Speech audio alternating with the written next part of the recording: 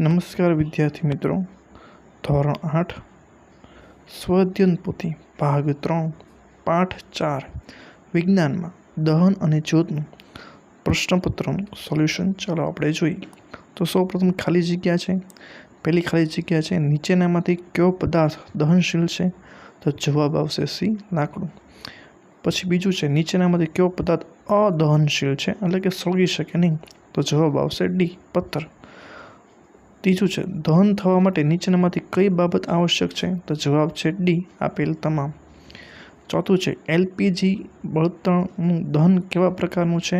તો કે એ જવાબ આવશે ઝડપી દહન. પાંચમું છે, ફટાકડાનું દહન કેવા પ્રકારનું છે? તો એનો જવાબ આવશે ડી, એ અને સી, એટલે કે ઝડપી દહન અને સ્વયંસ્ફુરિત દહન છે. છઠ્ઠું છે, જ્યોતના કયા ભાગમાં તાપમાન સૌથી વધારે હોય છે? તો જવાબ આવશે એ, સૌથી અંદરના ભાગમાં. તો સાતમું છે, એક બળતણના 2 કિલો જથ્થાનું દહન કરતાં 60 કિલો જૂલ ઉષ્મા ઉર્જા ઉત્પન્ન થાય છે, તો તે બળતણનું કેલરી મૂલ્ય કેટલું થાય? તો જવાબ આવશે સી. હવે ખાલી જગ્યાઓ છે, ખાલી જગ્યાઓ જોઈએ તો નીચામાં નીચા તાપમાને પદાર્થને સળગે તેને પદાર્થનું ખાલી જગ્યા કહે છે, તો કે જ્વલન બિંદુ કહે છે.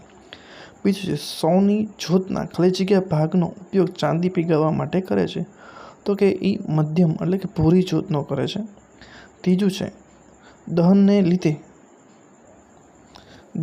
લીધે ઉત્પન્ન થતો ખાલી જગ્યા વાયુ ગ્લોબલ વોર્મિંગ માટે જવાબદાર છે, તો કે કાર્બન ડાયોક્સાઇડ. સીએનજીનું પૂરું નામ ખાલી જગ્યા છે, તો કમ્પ્રેસ નેચરલ ગેસ. અને પાંચમું છે, એલપીજીનું પૂરું નામ ખાલી જગ્યા છે, તો લિક્વિફાઈડ પેટ્રોલિયમ ગેસ. હવે પ્રશ્નો છે, તો પહેલું છે, દહન એટલે શું? તો જે રાસાયણિક પ્રક્રિયા દરમિયાન પદાર્થ ઓક્સિજન સાથે પ્રક્રિયા કરી ઉર્જા ઉત્પન્ન કરે છે તેને દહન કહે છે. બીજું છે, દહનના પ્રકાર જણાવો. તો કે દહનના 3 પ્રકાર છે, ઝડપી દહન, સ્વયંસ્ફુરિત દહન અને વિસ્ફોટ. ત્રીજું છે, જ્વલનશીલ પદાર્થના ઉદાહરણ આપો. તો કે પેટ્રોલ, આલ્કોહોલ, એલપીજી, સીએનજી વગેરે જ્વલનશીલ પદાર્થ છે. ચોથું છે, એસિડ વર્ષા માટે જવાબદાર વાયુનું નામ આપો. તો એસિડ વર્ષા માટે જવાબદાર વાયુ સલ્ફર અને નાઇટ્રોજનના ઓક્સાઇડ છે. પાંચમું છે, ગ્લોબલ વોર્મિંગ એટલે શું? તો કે બળતણના દહનથી પૃથ્વીના વાતાવરણમાં થતા તાપમાનના વધારાને ગ્લોબલ વોર્મિંગ કહે છે. છઠ્ઠું છે, બળતણનું કેલરી મૂલ્ય એટલે શું? તો કે 1 kg બળતણના સંપૂર્ણ દહનથી ઉત્પન્ન થતા ઉષ્મા ઉર્જા જથ્થાને તે બળતણનું કેલરી મૂલ્ય કહે છે. મિત્રો, જો તમને અમારો વિડીયો ગમે તો ચેનલને લાઇક અને સબસ્ક્રાઈબ જરૂર કરજો, અને તમારા જે બીજા ધોરણ 8ના મિત્રો હોય તેને પણ આ વિડીયો જરૂર શેર કરજો. પછી આપણને આવી રીતે વાયુ બળતણ, પ્રવાહી બળતણ, ઘન બળતણના ખાના આપ્યા છે, એમાં લખવાનું છે. તો વાયુ બળતણની અંદર આવશે સીએનજી, એલપીજી અને કુદરતી વાયુ. પ્રવાહી બળતણમાં આવશે કેરોસીન, પેટ્રોલ, અને ઘન બળતણમાં આવશે કોલસો, છાણા અને લાકડું. બીજું પણ આવી રીતે જ છે, દહનશીલ પદાર્થ અને અદહનશીલ પદાર્થનું વર્ગીકરણ કરવાનું છે. તો કે પેટ્રોલ, કાગળ અને લાકડું આ દહનશીલ પદાર્થ છે, ત્યારે કાચ, પથ્થર અને ખીલી એ અદહનશીલ પદાર્થ છે. તફાવત આપવાનો છે એલપીજી અને કોલસો. તો કે એલપીજી તે વાયુ બળતણ છે, તે સ્વચ્છ ઉર્જાનું એક સ્વરૂપ છે. કોલસાની વાત કરીએ તે ઘન બળતણ છે અને તે અસ્વચ્છ ઉર્જાનું એક સ્વરૂપ છે. પછી છે જ્યોતનો મધ્ય ભાગ અને જ્યોતનો બહાર ભાગ, એવો તફાવત છે.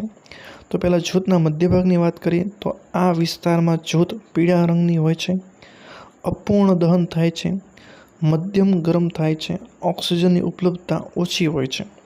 જ્યારે જ્યોતના બહારના ભાગની વાત કરીએ તો આ વિસ્તારમાં જ્યોત ભૂરા રંગની હોય છે, સંપૂર્ણ દહન થાય છે, સૌથી ગરમ હોય છે, ઓક્સિજનની ઉપલબ્ધતા હોય છે. મિત્રો, જો તમને અમારો વિડીયો ગમે તો ચેનલને લાઇક અને સબસ્ક્રાઈબ જરૂર કરજો. હવે આગળ જોઈએ તો ખરા ખોટા છે. એસિડ વર્ષાથી ઇમારતો જર્જરિત થાય છે, તો કે સાચું છે. એલપીજી ગેસના સ્થાને લાકડાનો ઉપયોગ કરવો હિતાવહ છે, ખોટું છે. કાર્બન મોનોક્સાઇડ વાયુથી બંધ ઓરડામાં સૂતેલા લોકોનું મૃત્યુ થઈ શકે છે, સાચું છે. લાકડાનું જ્વલન બિંદુ એલપીજી કરતાં ઓછું છે, ખોટું છે. પછી 7મો પ્રશ્ન છે, વૈજ્ઞાનિક કારણો આપવાના છે. તો કે રસોડામાં એલપીજી ગેસનો ઉપયોગ વધુ હિતાવહ છે, તો કે એનો જવાબ છે લાકડા કરતાં એલપીજીનું કેલરી મૂલ્ય ઘણું વધારે છે. એલપીજી દહન દરમિયાન ધુમાડો ઉત્પન્ન કરતો નથી અને પ્રદૂષિત વાયુ નહિવત ઉત્પન્ન થાય છે. એલપીજીના દહનનું નિયંત્રિત કરી શકાય છે. એલપીજીનું જ્વલન બિંદુ નીચું હોવાથી તેના દહનમાં ઓછો સમય લાગે છે. પછીનું છે મીણબત્તીનું દહન કરતાં જ્યોત મળે છે જ્યારે કોલસાનું દહન કરતાં જ્યોત મળતી નથી. તો કે કારણ કે જ્યોત ઉત્પન્ન થવા માટે દહનશીલ પદાર્થનું વાયુ સ્વરૂપમાં રૂપાંતરિત થવું જરૂરી છે. મીણબત્તીમાં મીણ પીગળીને બાષ્પીભવન પામી વાયુ બને છે, જે હવામાના ઓક્સિજન સાથે પ્રક્રિયા કરીને જ્યોત ઉત્પન્ન કરે છે. જ્યારે કોલસાના ઘન પદાર્થ છે તેમ બાષ્પીભવન પામતો ઘટકો ઓછા હોય છે. આથી વાયુમાં રૂપાંતરિત થવાને બદલે સપાટી પર સળગે છે અને આથી તેમાં સ્પષ્ટ જ્યોત જોવા મળતી નથી. બંધ ઓરડામાં કોલસાનું દહન હાનિકારક છે. તો કે જવાબ છે બંધ ઓરડામાં કોલસાનું દહન થવાથી તેમાં લાંબા ગાળે કાર્બન મોનોક્સાઇડ વાયુ ઉત્પન્ન થાય છે, જે શ્વાસમાં લેવામાં આવતા લોહીમાંના હિમોગ્લોબિન સાથે જોડાઈને ઓક્સિજનની અવરજવરને શેકે છે, જેના કારણે માથાનો દુખાવો, ઉલટી, ઉબકા અને મૃત્યુ પણ થઈ શકે છે. ચોથો પ્રશ્ન છે પેટ્રોલથી લાગેલી આગ ઓલવવા પાણીનો ઉપયોગ હિતાવહ નથી. પેટ્રોલ પાણી કરતાં હલકું હોવાથી પાણી પર તરે છે. પેટ્રોલથી આગ લાગી હોય ત્યારે પાણીનો ઉપયોગ કરવાથી પેટ્રોલ પર પાણી તરે છે અને સળગતું રહે છે. આથી પાણી જ્યારે કેટલાય ફેલાય ત્યારે સળગતું પેટ્રોલ ફેલાય છે, તેથી આગ વધુ ફેલાય છે. આ કારણે પેટ્રોલથી લાગેલી આગ ઓલવવા પાણીનો ઉપયોગ કરી શકાય નહીં. પ્રશ્ન નંબર 8 છે મીણબત્તીની જ્યોતની આકૃતિ દોરી વિવિધ ભાગોનું નામનિર્દેશન કરો. તો અહીંયા તમે જોઈ શકો છો મીણબત્તીની જ્યોતની આકૃતિ દોરેલી છે, જે તમારે દોરવાની છે. આ ઉપરાંત બુકમાં પણ આપેલી છે. પછી એક પ્રકારનો પ્રયોગ છે. પદાર્થને સળગવા માટે તેના જ્વલન બિંદુ જેટલું તાપમાન મળવું જરૂરી છે. તો પદાર્થને સળગવા માટે તેનું જ્વલન બિંદુ જેટલું તાપમાન મેળવવું જરૂરી છે. આપણો હેતુ છે સામગ્રી જોઈએ તો કાગળની શીટને વાળીને બનાવેલા 2 પેપર કપ, પાણી અને મીણબત્તી. તો આપણે આકૃતિ દોરી છે એવી રીતે આપણે દોરવાનું છે.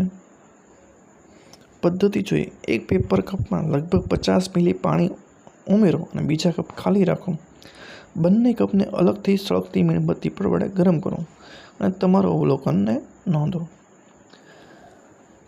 પાણી ભર્યા વગરનો કપ સળગી જાય છે, જ્યારે પાણી ભરેલો કપ સળગતો નથી.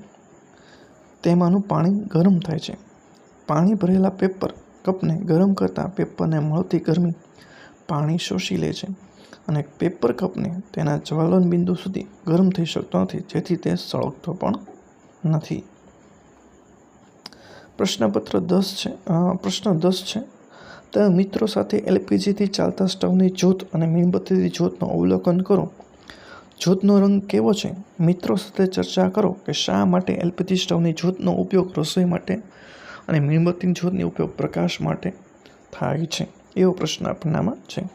તો આપણે પહેલાં એલપીજીની વાત કરી તો એલપીજી સ્ટવની જ્યોત સામાન્ય રીતે વાદળી હોય છે, કારણ કે એલપીજીનું સંપૂર્ણ દહન થાય છે.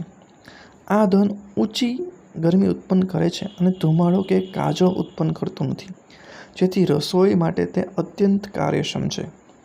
જ્યારે મીણબત્તીની જ્યોત મુખ્યત્વે પીળી હોય છે, કારણ કે મીણનું અપૂર્ણ દહન થાય છે. મીણબત્તીની જ્યોત ઓછી ગરમ હોય છે અને તે ધુમાડો અને કાજળ ઉત્પન્ન કરે છે.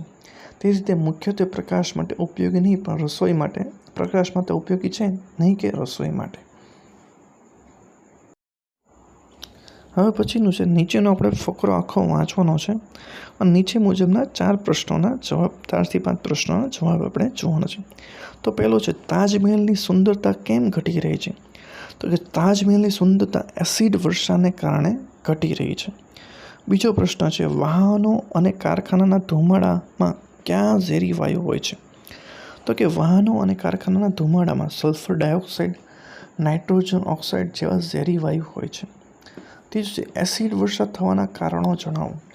તો કે સલ્ફર ડાયોક્સાઇડ અને નાઇટ્રોજન ઓક્સાઇડ જેવા ઝેરી વાયુ વરસાદના પાણી સાથે પ્રક્રિયા કરી એસિડ બનાવે છે, જે વર્ષા સ્વરૂપે પડતા એસિડ વર્ષા કહેવાય છે.